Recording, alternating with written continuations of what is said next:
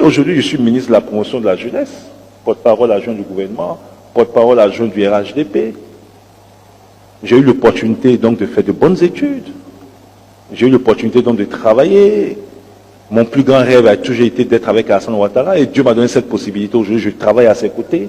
Je participe à ses côtés à la transformation. Mais j'aurais pu ne pas être là. Rien ne justifie que je sois là où je suis aujourd'hui. Parce que quand il y a eu le 19 septembre 2002, à l'époque, quand j'étais étudiant, tous les mercredis, je me retrouvais à la Sorbonne avec d'autres amis étudiants. Certains sont en Suisse aujourd'hui, Dosso, Hubert, etc. Dosso, lui, il était à Boba Djamé. Douabi, Irié, Janvier, Hubert, qui est en Suisse aujourd'hui, lui était à l'université de Cocody, mais en CBCG. Moi-même à la fac de droit. Et on partait faire des débats contradictoires. Avec les Nado Clément, les Dakouri, etc.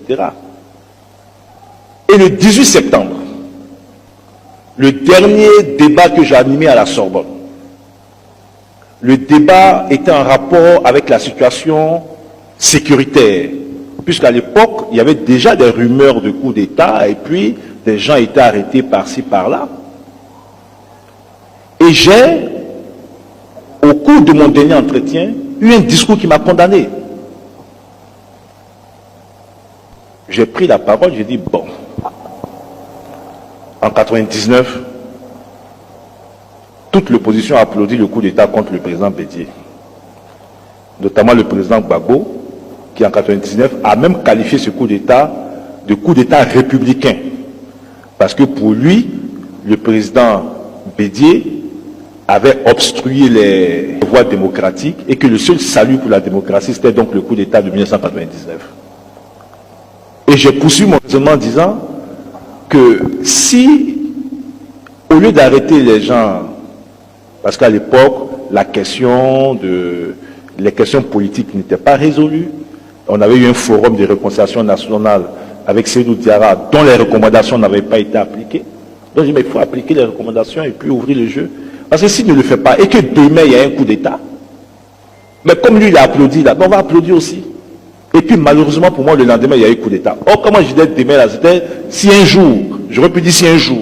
Et j'ai dit, mais si demain il y a un coup d'État, et puis le 19 septembre, il y a eu coup d'État. On dit non, non, non, vraiment Touré là, vraiment il était d'État. Il est même venu annoncer ici la veille qu'il y aura coup d'État.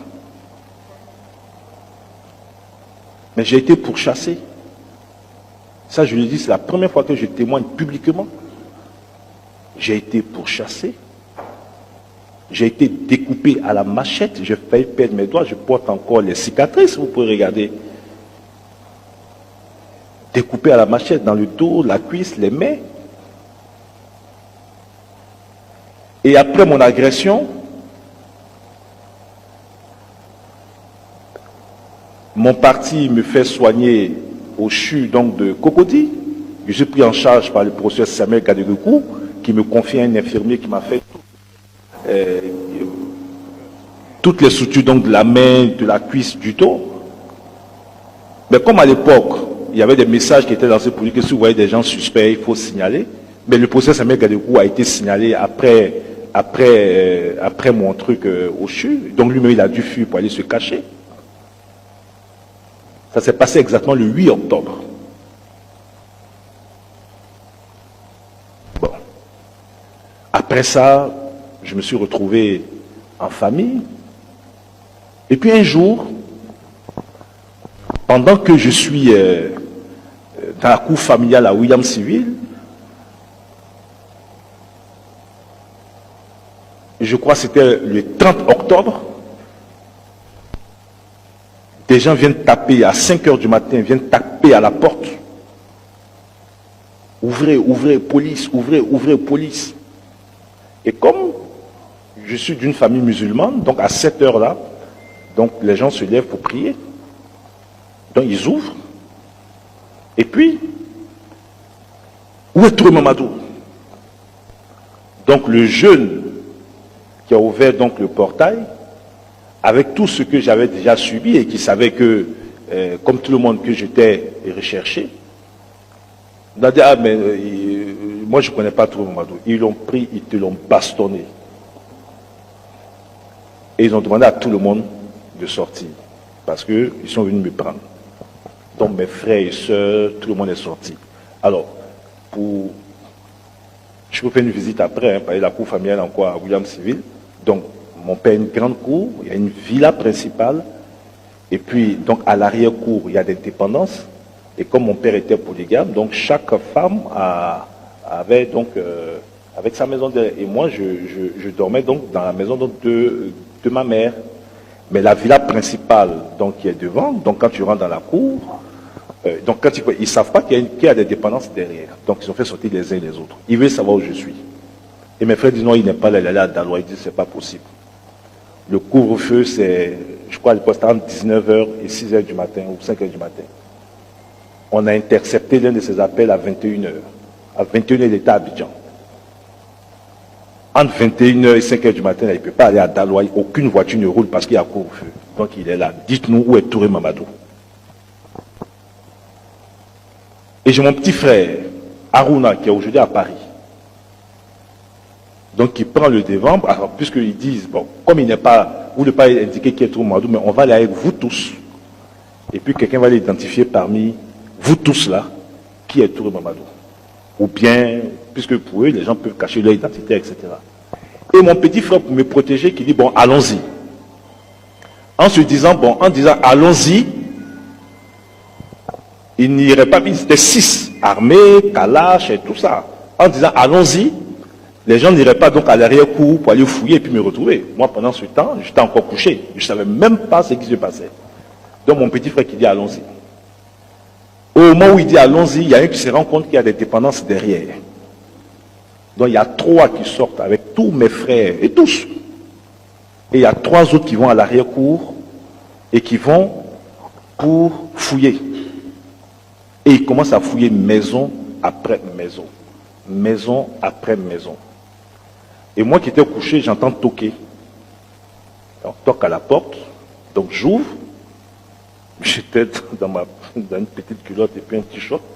Ma main, tout ça était bandé parce que, bon, j'avais été, comme j'ai dit, agressé. Et puis il me dit, police contrôle votre pièce d'identité. Donc je sors ma carte, je lui donne, il regarde. Il dit, c'est toi, Touré Mamadou. Je ne sais même pas pourquoi ils sont là, je ne sais même pas qu'est-ce qui se passe. Il dit, c'est toi, Touré Mamadou. Je dis, oui, c'est moi, Touré Mamadou. Il dit, bon, attends-moi sur la terrasse. Comme ils étaient 3, il y a un qui était en train de fouiller une maison avant. Et je crois que leur chef était en train de fouiller la maison d'après. Donc, il est allé donc dans la maison d'après, certainement pour aller dire au chef que bon, il m'a vu. Et là, je marche là, je vais sur la terrasse, la cour est vide. Je vois ma belle-mère qui est encore là, qui est encore à William Civil. Je vois ma grande sœur, en pleurs. Je lui demande, mais qu'est-ce qui se passe? Ah, ils disent qu'ils sont venus te chercher. Là, je panique. Que faire? Ma belle-mère me dit, bon, rentre dans la... au niveau de la villa principale, rentre dans la maison, tu vas te cacher dans la chambre de ton père. Ma grand-sœur me dit de prendre la clôture, mais je ne peux pas, ils sont à 50 mètres de moi. C'est-à-dire que je ne peux pas prendre de clôture. Donc je décide de me résigner de sortir. Ma belle-mère me dissuade de sortir parce que dehors, les autres, c'est-à-dire que tous mes frères et autres sont dehors, avec les dents, ne sors pas, si tu sors, ils vont te tuer. Et je me résigne, je vous jure, je me résigne.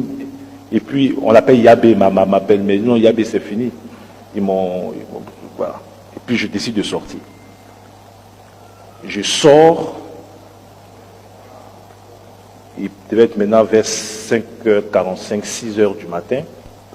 Effectivement, de l'autre côté de la route, il y a 2 pick-up, tous mes frères dehors. Il y avait un élément qui avait donc les pièces d'identité qui regardait, et puis un autre qui lui parle, mais on ne va rien lui faire, on veut lui poser juste 2 ou 3 questions, pourquoi il se cache, mais on ne va rien lui faire. Et mes frères dehors continuent à dire, non, mais il n'est pas là, il est parti à Daloa. Donc quand je m'arrête au portail, et puis ils me voient arrêter au portail, alors qu'eux étaient en train de dire que je ne suis pas là, je vois le masque sur eux, tout sur leur visage. Et c'est là que le miracle va se produire.